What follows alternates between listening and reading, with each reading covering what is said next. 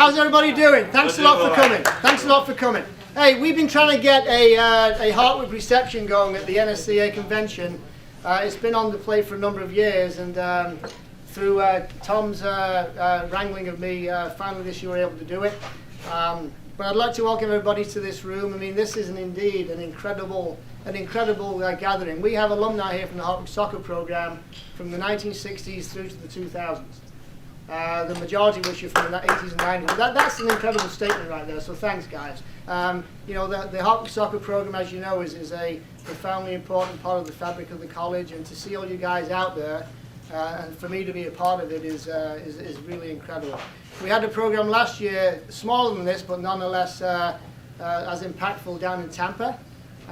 Nick and Alec Papadakis and Francisco hosted us down there, and Al came over with his knee all wrapped up in you know, from being bitten by the alligator, and it was a lot of fun. But thanks for coming. We're represented today from the Hartwick coaching staff by Matt Verney. Matt is there with the red sweater on. He's the head women's coach, graduated 98, sorry. I'm dating you. 98. John Scott, the head men's coach, couldn't be here. Unfortunately, he's in Scotland. He's recruiting, and he's also visiting his mother and giving us some time because his dad passed away last year, so she's having a bit of a tough time with that. So that's the reason why he couldn't be here. And for those of you in the room that remember Greenie, Mark Green, who takes care of Elmore Field, hands up, remember Mark Green. Mark Green this morning says to me, please pass on my best of all those characters down in the NSCAA convention. So you have Mark Green's welcome. Come up here, Jim. We're all here for you today. No, we're all here for you today. Come here. You know, we are all here today for this little guy. And he's one of the few guys that I can look down on because he's smaller than me. But, you know, when Tom and I started talking about this several months ago, we knew that Jim was going to be inducted in the Hall of Fame, so we said, what a great platform to build a reception from. And the reason I think that most of you people are here is because of him. You know, especially the 70s, 80s, and 90s guys, I think. The late 70s, 80s, and 90s guys. But I think as a group of soccer alumni and you know, past coaches, I think he deserves a big round of applause. So.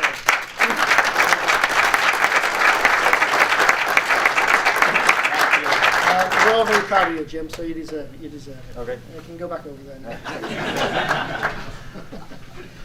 And yes, Jim, I am standing up, by the way. Oh, good. Just very quickly, I like to go through some what I call key attendees. You're all very important to the program. You're all very important to the college. There are some people here today that I'd like to introduce. My good friend Thom Meredith from the class of 73, who's the alumni board director. Thom knows a lot of the guys from the earlier years, so and Thom will be up as an alumni board director in a second to give a bit of a update on the campus. We have quite a few Hartwick Hall of Fame inductees: Jim Lennox, Al Miller, former coach, Dave DeRico, class of 74, Timo Liekoski, class of 71, who's also a former coach, Francisco Marcos, class of 68, Tony Martelli, 65, Mark Metrick, 88, Ian McIntyre, 96, Jeff Tipping, 78, Carl Reese, 88. We have a number of All-Americans in the room. Tony Martelli, 65, the first Hartwick All-American.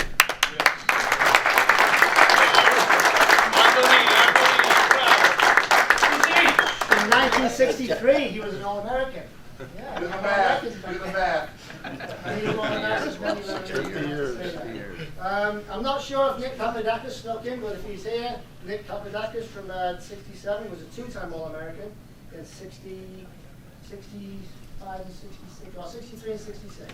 Dave DeRico, the hatchet, class of 74, where is he? Right there. Dave DeRico was an All-American in 73.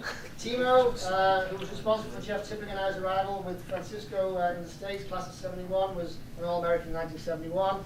Mark Metrick from the class of 88, All-American 2 times, 85 and 87.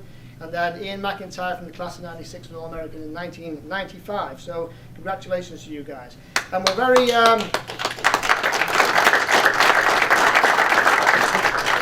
And we are thrilled today to have 4 former coaches: Al Miller, Timo Liekoski, Jim Lennox, and Ian McIntyre. So we have those guys represented too. So without further ado, and Bill Killen, Dr. Bill Killen. Well, yeah, okay. So anyway, let me introduce you to Thom Meredith. Thom is going to give you a quick update on the campus and give you a few remarks. Thanks, everybody.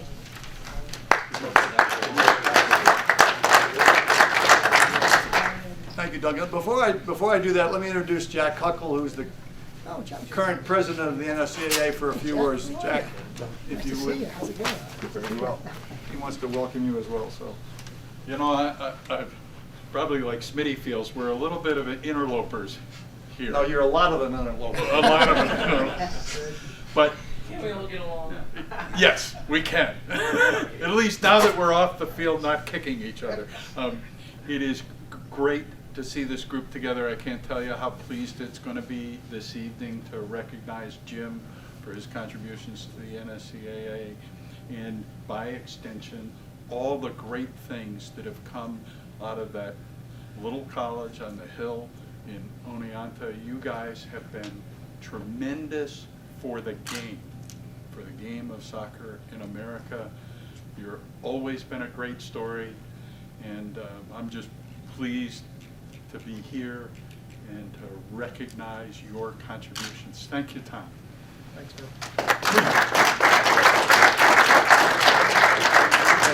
Jack, as I said, is the after Sunday is the outgoing president of the NSCAA, and of course, if those that you don't know, for a long time was the last guiding force of the Soccer Hall of Fame in Oneonta before its untimely demise. So, thank you for that service, Jack.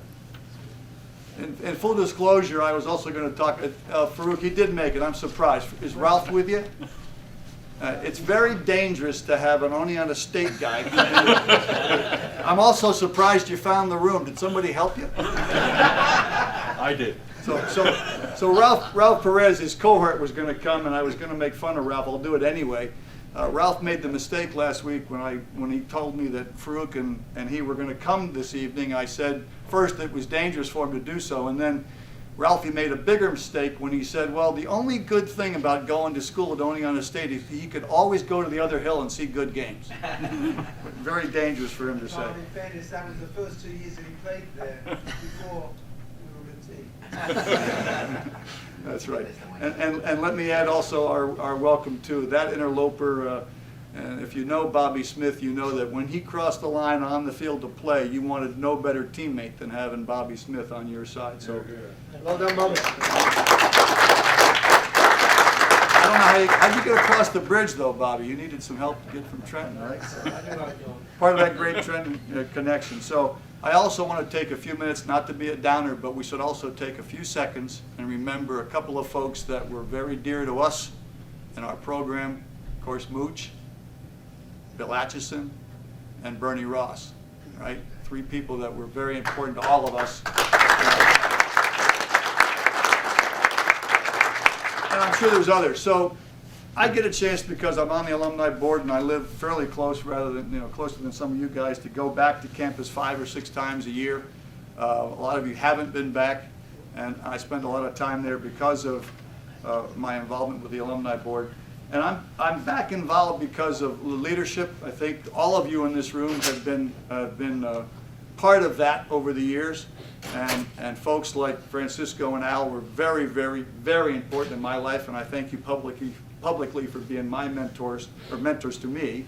I figured it out, over 15,000 days ago, I saw a game, with no disrespect to the 77 team. I saw a game on November 28th, 1970 that was my epiphany when I said, this is a sport I wanted to be a part of. I came as a basketball player to Hartwick, had the dreaded disease, and we all know what that is, and found out very quickly I wasn't going to play college basketball, so I got involved in a lot of different other things on the campus. And over those years, everything good that's happened to me in my life is because I went to Hartwick College, and I think all of you in some way have that same feeling. I've talked to Mr. Martelli about that a lot.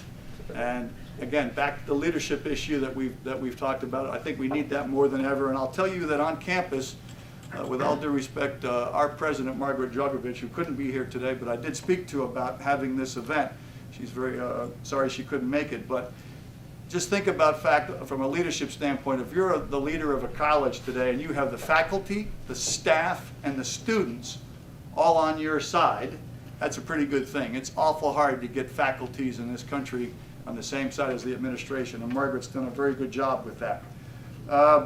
5 years of balanced budgets, They refinanced a bunch of bonds, and they're going to save $17 million in interest over the next 7 or 10 years. As I say, the balanced budgets. And now I'm going to talk about things, and I'm sure some of the eyes are going to glass over, and I'll be very quick about it, but I do need you to know that this is from me, and it's not a stock speech. It's something that I feel very, very strong about, and that is that there's a lot of things that are happening at Hartwick that are very, very good. Most of you were there when Binder was built, and you experienced a lot of great times and days in Binder. There's a $2 million refurbishment of that building that's going on. They are about $700,000 into that, and we would appreciate your help if you can to participate in that. This campaign, it's personal, is a campaign to raise money for scholarships and for J terms. We're recognized in this country, and if you read books, Malcolm Gladwell, recently in a book that was published and is a bestseller, juxtaposed, that's a big word for you, Dorico, but somebody will explain it to you. Juxtaposed Harvard and Hartwick in the same chapter of the book, talking about how strong the educational aspects were at Hartwick. And those kind of things are happening all over the place, all over the country.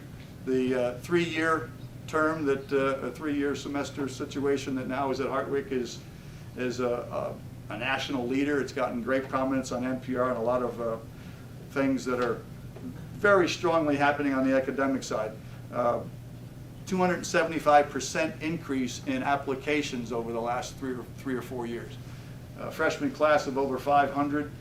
Something like 80% of those incoming freshmen were involved in high school athletics. Half of those kids were captains of their team, so that bodes well for leadership down the road. 30% of the current students at Hartwick are involved in intercollegiate athletic teams, which is a very high number when you compare it to other schools, both in our conference in upstate New York and also just across the board. So there's a lot of things like that are happening, and that we really feel are important to the future of the school, and we ask you to really consider supporting that in, as Jimmy Valdano would say, in a financial way. So we ask you to consider doing that if you can, and we'd appreciate you thinking about us in your wills as we get a little bit older. Jesus. Just asking you to consider it. I didn't say you had to do it. I'm just asking you to consider it. It's called. It sounded a little ominous, you know. I don't feel that way. Do you? No.